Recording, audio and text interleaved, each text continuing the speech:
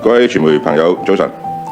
我自2020年4月獲中央任命為特區政府政制及內地事務局局長，但喺高強度嘅工作中，身體亦都漸漸出現咗情況。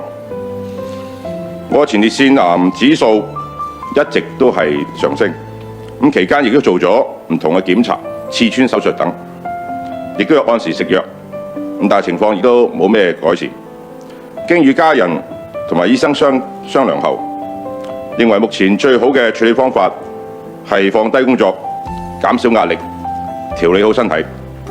因此喺完成咗立法會選舉任務之後，我就思考並最終決定向行政長官作出請辭。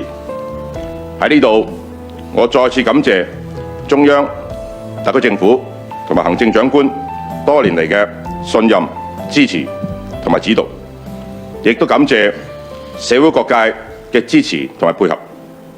日後如果有機會，我仍然希望喺唔同嘅崗位或者範疇為社會作出貢獻。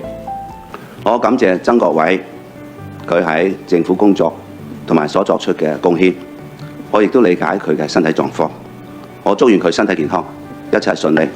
我會物色繼任嘅人選，期間副局長胡建文會署任政制及內地事務局局長嘅工作。